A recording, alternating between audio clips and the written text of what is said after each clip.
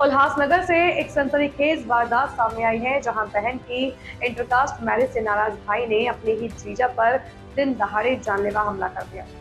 Petrol pump पर हुई इस पूरी घटना से इलाके में दहशत फैल गई। पूरी वारदात वहां लगे सीसीटीवी कैमरे में कैद हो गई। मामला उल्हासनगर के कैंप नंबर 5 इलाके का बताया जा रहा है।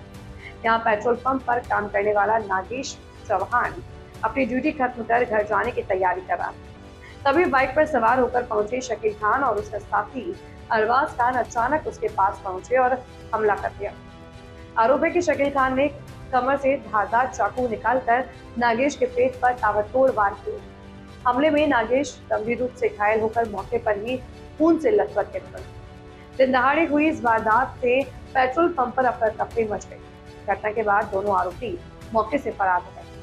स्थानीय लोगों की मदद से घायल नागेश को तुरंत अस्पताल पहुंचाया गया, जहां उसकी हालत गंभीर होने पर उसे मुंबई रेफर कर दिया गया।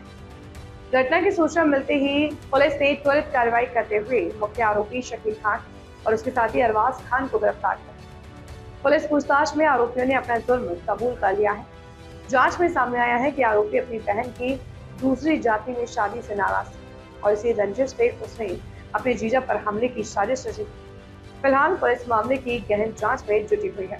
सर, आपल्या हद्दीमध्ये पेट्रोल पंपावर मिळवण्याने भाऊजीवर जीवांना हल्ला केल्याची घटना एकंदरीत समोर आली. एकंदरीत काय प्रकार आहे?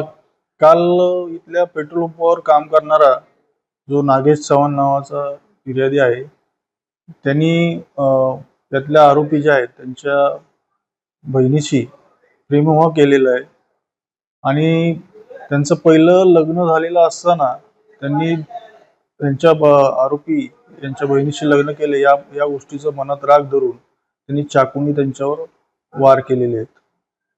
त्यामध्ये फिर्यादी हे गंभीर जखमी झाले असून आम्ही भारतीय न्याय संहिता कलम 109 प्रमाणे गुन्हा व इतर कलमांप्रमाणे गुन्हा दाखल केला आहे. सर, यापूर्वी त्यांचे वादविवाद काय झाले होते का किंवा त्यांचा आंतरजातीय विवाहाला काही विरोध होता? ह्या दृष्टिकोनातून तपास चालू आहे.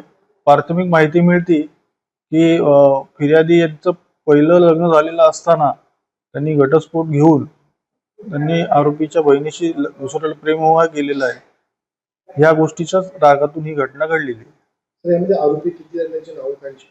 सध्या याच्यामध्ये 3 आरोपी आहे अशी माहिती मिळालेली आहे आणि त्यातले 2 आरोपी आम्ही अटक केलेले आहेत. बाकी तपास चालू आहे. यातला जो एक आरोपी आहे शकील शेख, त्याच्यावर एक पूर्वीचा 2023चा एक गुन्हा दाखल आहे. अजून आम्ही त्याचे अभिलेख पडताळून त्याच्यावर त्याप्रमाणे कारवाई करत आहोत.